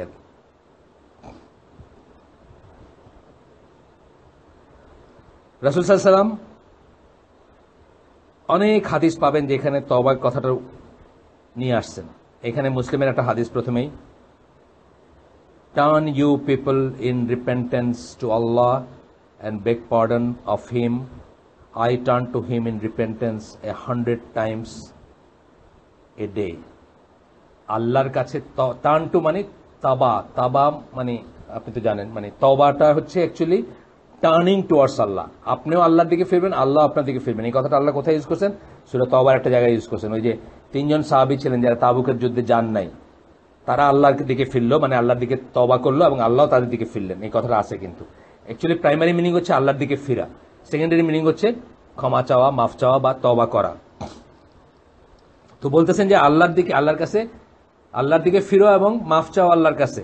আমি প্রতিদিন 100 বার আল্লাহর কাছে তওবা করি। মুসলিমের হাদিস। আল্লাহ রাসূল সাল্লাল্লাহু আলাইহি ওয়াসাল্লাম যদি 100 বার আল্লাহর কাছে তওবা করার রিজন থেকে থাকে, আমাদের তো আমার মনে হয় লাখখানিক বার হওয়া উচিত আর কি, মানে প্রপোর্শন যদি ধরেন, বা আরো বেশি, হয়তো আরো বেশি হইতে পারে। কাজেই আমরা এই জিনিসটা এই করবো, এবং তওবা করার সবচেয়ে উত্তম, এই পরে আসবে অবশ্য ইসের ব্যাপারে, আপনাদের খুব কষ্ট, যত কষ্টই হোক, আমি খুব স্ট্রাগল করেও পারি নাই, বা আমার জীবনে আমি অনেক বড় ফেলিওর, এটা তাহাজ্জুদে রেগুলার হওয়া। এটা আপনারা চেষ্টা করবেন, 2 রাকাত হইলেও চেষ্টা করবেন। বেশি যদি না পারেন 2 রাকাত হইলেও চেষ্টা করবেন, কারণ ওই সময়কার তওবা বা ওই সময়কার আল্লাহর দিকে ফেরার আলাদা সিগনিফিকেন্স, আলাদা হাইট, আলাদা ফজিলত এটা। দেন দিনের বেলা এমনি একটা কিছু করে একটা, মানে বুঝছেন না, ওই সময় আপনারা রিফ্লেক্ট করার অনেকই বেশি। সারা দুনিয়া ঘুমাইতেছে, সবাই চুপ, আপনি একা আল্লাহর মুখামুখি। আপনি এরপরে আপনি ফজরের নামাজে যাবেন, সালাতে যাবেন। এটা কিন্তু মানে এটার একটা সুইটনেস আছে। যারা এনজয় করে তাদেরকে জিজ্ঞেস করে দেখেন, যারা রেগুলার তাহাজ্জুদে তাদেরকে জিজ্ঞেস করে দেখেন তারা কত এনজয় করে এই সময়টা, এতে তওবা করা বা আল্লাহর কাছে কান্নাকাটি করা। এটা একটা পার্টিকুলার ওয়ে। যাই হোক, এরপরে আবু মুসা আল আশআরীর এই বর্ণনা একটা হাদিস, আবারও মুসলিমের হাদিস। আল্লাহ রাসূল সাল্লাল্লাহু আলাইহি ওয়াসাল্লাম বলতেছেন, আল্লাহ will continue to stretch out his hand. আল্লাহ তার হাত বাড়ায় যেতে থাকবেন আপনার জন্য হাত বাড়ায় দিবেন, তার সাহায্যের হাত, তার ক্ষমার হাত, তার দয়ার হাত, তার করুণার হাত। In the night, so that the Sinners of the day May repent. রাত্রে বাড়ায় দিতে থাকবেন এই হাত, ক্ষমার হাত, যেন দিনের পাপকারীরা রাত্রে মাফ চায়। And continue to stretch his hand in the daytime so that the sinners of the night may repent. এবং দিনের বেলাও হাত বাড়ায় রাখবেন আল্লাহ, যাতে রাত্রে যারা গুনাহ করছে তারা যেন তওবা করতে পারে।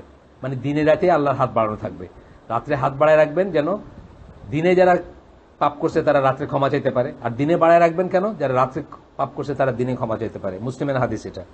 Until the sun rises from the West, কবে পর্যন্ত এই সুযোগটা থাকবে, তবার সুযোগ, যতক্ষণ সূর্য পশ্চিম দিক থেকে না ওঠে। এটা কিন্তু তবার লিমিট। কেন? এই সময় কাফের মুশরিক যত অবিশ্বাসী সবাই বলবে যে হ্যাঁ আল্লাহর কথাই তো ঠিক ছিল। এই সময় আর তবার মানে হবে না। তবার ভিতরে একটা বিশ্বাসের এলিমেন্ট থাকতে হবে, এটা আপনারা মনে রাখবেন। বিশ্বাসের এলিমেন্ট, ইমানের একটা এলিমেন্ট থাকতে হবে। যখন আপনি নিশ্চিত হয়ে যাবেন, ইয়াকিন আসা পর্যন্ত আল্লাহ ইবাদত করতে বলছেন। সূরা হিজর 99 নম্বর আয়াত। ইয়াকিন আসা মানে কি? মৃত্যুর ফেরেশতা দেখা। মৃত্যুর ফেরেশতা দেখলে সবাই আল্লাহ বিশ্বাস করবে, সবাই ইয়াকিন আনবে, সবাই তওবা করবে। তখন আর তওবার কোনো মিনিং নাই, তখন ইবাদতের কোনো মিনিং নেই। ওর আগে পর্যন্ত আল্লাহ করতে বলছেন, তাহলে বিশ্বাসের একটা এলিমেন্ট থাকবে। সানরাইজিং ইন দ্য ওয়েস্ট মানে সূর্য যখন পশ্চিম দিকে উঠবে, কাফের মুশরিক যত দুনিয়ার আছে সবাই বলবে হ্যাঁ আল্লাহ তো ঠিকই বলছিল। তখন কিন্তু সবাই তওবা করবে বা করতে চাবে, তখন আর তওবা কবুল হবে না। এই কথায় হাদিসে আরেকভাবে আসলো। আরেকটা হাদিস পড়বো আমরা ইনশাআল্লাহ। আমরা এখানে আসলে উনি একটা জিনিস কি করছেন, উনি আসলে মানে মুহাম্মদ বিন আব্দুল ওয়াহাব বা বড় বড় স্কলারদের মতো করে নিজের কথা খুব একটা বলেননি। উনিও হাদিস কোরআনের ভিতরে সীমাবদ্ধ রাখছেন, মানে আর উনি প্রত্যেকটা চ্যাপ্টারের ভিতরে মানে একটা জায়গায় গিয়েই অলমোস্ট প্রত্যেকটা চ্যাপ্টারে উনি একটা জিনিসই করছেন। আমি আপনাদেরকে বলি, মানে এক্স্যাক্টলি পড়ে শোনাই। সব চ্যাপ্টার বা সব অনেক সময় চ্যাপ্টারেরও আগে বলছেন যে রেগুলার কোরআন তেলাওয়াত করো। এটা ওনার একটা আর কি। রেগুলার কোরআন মানে প্রতিদিন কোরআনের একটা অংশ পড়বা এবং রিফ্লেক্ট করবা। মানে আপনি বিরক্ত হয়ে যাবেন, মানে বিরক্ত এসেন্সে না নজবিল্লাহ, মানে যদি আপনি দেখেন কত নাম্বার অফ টাইমস উনি বলছেন, মানে হয়তো 100 বার বলছেন এই বইটার ভিতরে যে রেগুলার কোরআন তেলাওয়াত করো এবং রিফ্লেক্ট করো, দিনের ভিতরে রেগুলার একটা সময় কোরআন তেলাওয়াত করো, এইভাবে বলছেন। গেল 3 নম্বর হাদিস, যেটা এই প্রসঙ্গে উনি বলতেছেন, আনাস রাদিয়াল্লাহু আনহুর বর্ণনা হাদিস। এটা তিরমিজির হাদিস কিন্তু সহিহ হাদিস। আল্লাহ রাসূল সাল্লাল্লাহু আলাইহি ওয়াসাল্লাম বলেন, আল্লাহ বলছেন, এটা খুব সুন্দর হাদিস কিন্তু শোনেন। এটা এই ইউসুফ ইসলামের ওই যে prayers of the last prophet বা এরকম কোথাও আছে, খুব সুন্দর করে বলা আছে, সুন্দর লাগে শুনতে। ও সান অফ আদম, হে আদম সন্তান, I shall go on forgiving you, আমি তোমাকে মাফ করে যেতেই থাকবো, as long as you pray to me and aspire for my forgiveness, যতদিন তুমি আমার কাছে প্রার্থনা করবা এবং আশা রাখবা আমার ক্ষমার আশা রাখা কিন্তু একটা ব্যাপার। ক্ষমার আশা না রাখা মানে কি? চিরনিরাশ হয়ে যায়। চিরনিরাশকে শয়তানের কোনো ক্ষমার আশা নাই, ক্ষমার আশা করে না সে, চিরনিরাশ ডিক্লেয়ারি। এছাড়া বাকি আমরা কেউ কিন্তু চিরনিরাশ হব না, কিছুতেই আশা ছাড়বো না। যত পাপই করি স্টিল আশা রাখবো যে ইনশাআল্লাহ আল্লাহ আমাদেরকে মাফ করবেন। এই কথাটাই বলা হচ্ছে, অ্যাজ লং এজ ইউ মানে প্রে টু মি, আমার কাছে ক্ষমা চাও বা আমার কাছে প্রার্থনা করো, and aspire for my forgiveness, আশা রাখো যে আমি মাফ করব। অর্থাৎ আশাটা সবসময় মনে রাখবেন। কথার কথা হবে না আপনার তওবাটা, আস্তাগফিরুল্লাহ আপনার কথার কথা হবে না, আস্তাগফিরুল্লাহ আশা নিয়ে করবেন যে ইনশাআল্লাহ আল্লাহ আমাকে মাফ করবেন, আমি যত বড় পাপী করেন না কেন। আল্লাহ বলে দিচ্ছেন সেটা, what ever may be your faults, তোমার গুনাহ খাতা যাই হোক না কেন। তাহলে দুইটা কন্ডিশন বললেন, যে ক্ষমা চাইতে থাকবা যতক্ষণ, আর আশা রাখবা যে আমি ক্ষমা করব, সেই গুনাহ তোমার যাই হোক না কেন। আবার বলতেছেন, ও সান অফ আদম, এইগুলো কি হাদিস কুদসি এটা, তাই না? আল্লাহ নিজে বলতেছেন, আল্লাহর কথা বলতেছি আমরা, হাদিস কুদসি। ও সান অফ আদম, হে আদম সন্তান, I do not care even if your sins should pile up to the sky, আমি তোয়াক্কা করি না যদি তোমার পাপসমূহ আসমান পরিমাণ হয়, বাড়তে বাড়তে বাড়তে বাড়তে আসমান পরিমাণ হয়। Should you beg pardon of me, তুমি যদি আমার কাছে ক্ষমা চাও বা তোমরা যদি আমার কাছে ক্ষমা চাও, আই উড ফরগিভ ইউ, আমি তোমাকে ক্ষমা করব। তারপরে আবার বলতেছেন, ও সান অফ আদম, হে আদম সন্তান, if you come to me with an earth full of sins and meet me, তুমি যদি পৃথিবী ভরে যায় এত পরিমাণ পাপ নিয়ে এসে আমার সাথে দেখা করো, আমার সাথে তোমার সাক্ষাৎ হয় কিয়ামতের দিন বা হাসরের দিন, not associating partner with me in worship, আমার সাথে কোনো শরিক না করে যদি এসে হাজির হও, I will come to you with an earth full of forgiveness, আমি পৃথিবী ভরে যায় এমন ক্ষমা নিয়ে তোমার কাছে হাজির হব। মানে শিরক ছাড়া তুমি যদি পৃথিবী ভর্তি হয়ে যায় এত গুনাহ নিয়ে তুমি যদি আইসা আমার কাছে হাজির হও, আমিও তোমার কাছে হাজির হব পৃথিবী ভরে যায় এই পরিমাণ ক্ষমা দেয়া, এই পরিমাণ মানে মাফ করে বা করুণা নিয়ে, যদি তুমি কারোর সাথে শরিক না কইরা আসো, মানে সেই অবস্থায় শিরকের অবস্থায় মারা গিয়ে না থাকো। এটা তিরমিজির হাদিস, এটা একটা সহিহ হাদিস। আরো ছিল এখানে, আমি সেগুলা করলাম না, আরো হাদিস বা আলোচনা আছে। যেহেতু আমি বলছি যে আমি এক্সেপ্ট পড়বো, আমি পুরো বইটা পড়বো না। এখানে কি বলছেন, তওবার কন্ডিশন বলছেন, তওবার কন্ডিশন বলছেন, 4টা বলছেন বোধহয় কন্ডিশন, হ্যাঁ 4টা কন্ডিশন তওবার শর্ত। প্রথমটা হচ্ছে quitting the sinful behaviour immediately, যথাশীঘ্র সম্ভব যার জন্য তওবা করছেন, যে খারাপ কাজটা, এটা ছেড়ে দিবেন।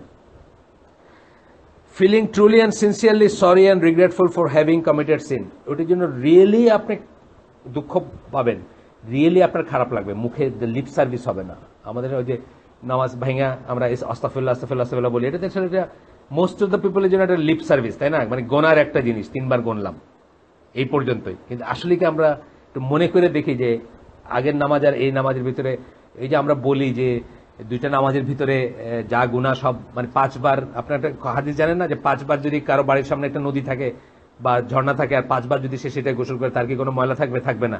তা আল্লাহ রাসূল বলছেন যে এইভাবেই সমস্ত গুনাহ মুছে যায়। এটা মুছে যাবে তখনই যখন আপনি মনে করে গুনাহগুলাকে, স্পেশালি কবিরা গুনাহ তো তওবা করতে হয়, মনে করে সেগুলোর জন্য তওবা করতে পারেন বা করেন, তখন হবে এটা। বা আপনি যদি দুঃখ করেন, কিন্তু আপনি শুধু তওবা করলেন যে নেক্সট মানে উঠে গিয়ে নামাজ থেকে আরেকবার করবেন কাজটা, সেই ক্ষেত্রে তার জিনিসটার মিনিং থাকে না, এটা বুঝতে হবে। 3 নম্বর বলতেছেন promising oneself and truly intending never to do it again, সত্যি সত্যি মনে মনে প্রতিজ্ঞা করবেন বা সংকল্প করবেন যে আবার কখনো এটা করবেন না।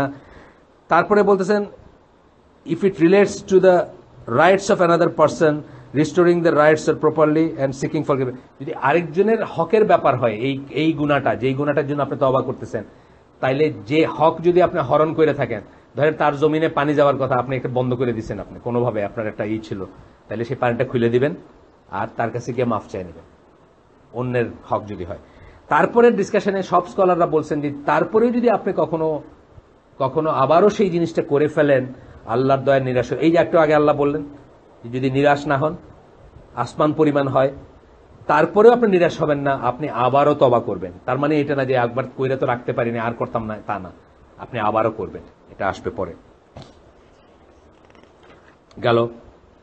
এরপরে বলতেছেন যে এটা মানে আমরা আগে একটু বলে ফেলছি, আবার বলি, তারপরেও সবাই জানি আমরা এখানে এই মজলিসে যারা আসি মোরালেস জানি, তারপরেও when are the best times to make supplication, দোয়া করার বেস্ট সময় কোনটা?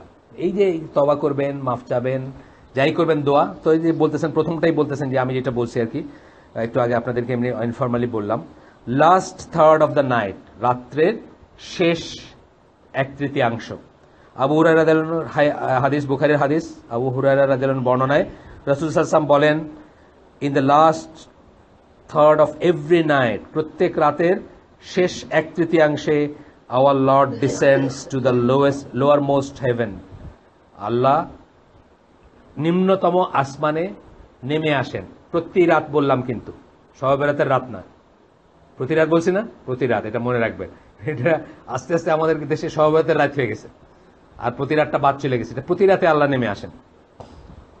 আল্লাহ বলেন কি বলেন, হু ইজ কলিং মি, আমাকে কে ডাকে, so that I may answer him, যেন আমি তার ডাকে সাড়া দিতে পারি। কে ডাকতেছে আমাকে, কে ডাকে আমাকে? who is asking me, কে আমার কাছে চাচ্ছে কিছু, কে চায় আমার কাছে কিছু বা চাচ্ছে, so that I may grant him, যেন আমি তাকে ছেড়ে দিতে পারি।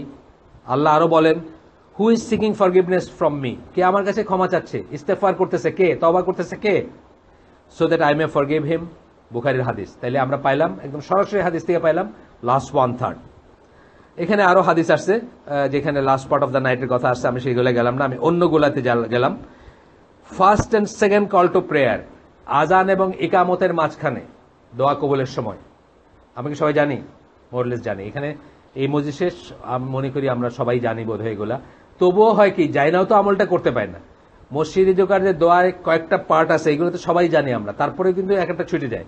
কোনোদিন দরুদ ছুটে গেল, কোনোদিন ডান পা আগে দেওয়া ছুটে গেল, কোনোদিন ওই ঈশের দোয়াটা ছুটে গেল, বা বিসমিল্লাহ বলাটা ছুটে গেল। বিসমিল্লাহও কিন্তু বলা উচিত, মানে যখন দরুদটা বলবেন তার আগে হয়তো একটা অংশ ছুটে গেল।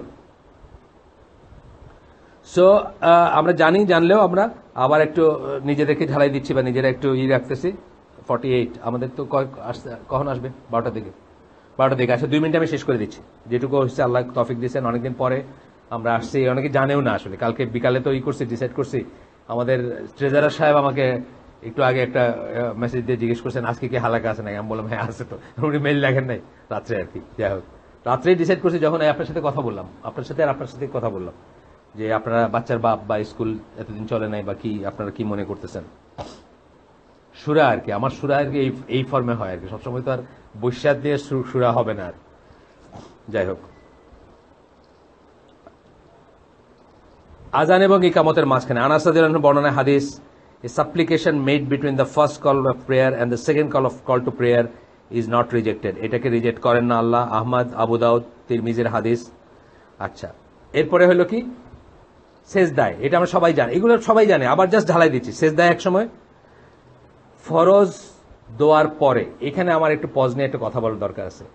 হানাফি মসজিদে আমরা যারা নামাজ পড়ি অনেক অস্বস্তি অ্যাভয়েড করতে কিন্তু আমরা আবার অনেক রহমত থেকে বঞ্চিত হই। যেমন দেখা যায় দোয়াটা অ্যাভয়েড করতে গিয়ে অনেকে দাঁড়ায় সাথে সাথে নামাজ শুরু করে দিল, অনেকে আবার তাড়াতাড়ি করে ভাইগা কেমনে বাইর হয়ে যায় সেটা করলো। আমরা কিন্তু অনেক বড় একটা রহমত থেকে করতেছি, কারণ ওই যে লিস্টটা আমরা দিছি এই যে দোয়ার, এই দোয়াগুলো কিন্তু প্রত্যেক ওয়াক্ত পড়ে দেখেন আলাদা একটা প্রশান্তির ফিলিং আছে। আমি কিন্তু হানাফি মসজিদে আমার পজিশনকে চেঞ্জ করি, আমি ওদের সাথে হাত তুলি না, আমি ওদের অংশগ্রহণ করি না, কিন্তু আমি পুরা লিস্টটা উইথ দ্য এক্সেপশন অফ এশায় আমি পুরা লিস্টটা করি না, কারণ এশায় ট্র্যাপড হয়ে যাওয়ার একটা থাকে। পয়লা দ্বিতীয় রাকাতে ট্র্যাপড হলে ওই লোক ভীতির পড়ে আপনার পিছিয়ে যে আছে, তারপরে আবার আরো 2 রাকাত বৈশা নফল পড়বে, ততক্ষণ পর্যন্ত আপনার ট্র্যাপ। তো এশা ছাড়া বাকি নামাজগুলোতে আমি কি করি, পুরা আপনার তসবিহগুলা বা পুরা এই জিকিরগুলো আজকারগুলো শেষ করে আমি হাত তুলে আল্লাহর কাছে পার্সোনালি দোয়া করি। কেন? এই যে ফরজ নামাজের পরে ফরজ সালাতের পরে দোয়া কবুল হওয়ার একটা সময়, এটা থেকে আমি নিজের বঞ্চিত করতে চাই না। ওদের সাথে এই করে গিয়ে আমি লাফ মাইরা 3 লাফে বাইরে গিয়া পরে দিয়া ওই রাস্তায় আপনার ধরেন মুদির দোকানের সামনে নেইবারের সাথে আলাপ করলাম দিনকাল কেমন চলতেছে, এটা আমি মনে করি এখানে বসে থাকাটাই। আমি তাদের বিদাতে পার্ট নেই না, তাদের ওই হাত তুলে দোয়াতে আমি পার্ট নেই না। বা তারা ফজরের সময় ওই যে ওইটা কি পড়ে, ওই আমার হ্যাঁ সূরা হাসর পড়ে, তা আমার ওই আজকারগুলো শেষ হইতে হইতে তারা যা শুরু করে, হয়তো আমি 1 মিনিট ওভারল্যাপ করে আর কি, কিন্তু আমি এটার জন্য উঠে যাই না। আমি আমারটা শেষ করে আমি আমার মতো করে উঠে চলে যাই। এটা আপনাদেরকেও বলতেছি, কারণ আসলে দেখা মানে বিটুইন ওই যে রিজেকশন, এই একটা কথা আছে না, মানে রিজেক্ট করবেন কোথায়, এটার একটা লাইন থাকা উচিত। কিন্তু রিজেক্ট করতে গিয়ে আপনি আপনার নষ্ট করে দিলেন, আপনার এত বড় একটা নষ্ট করে দিলেন, এটা ঠিক না।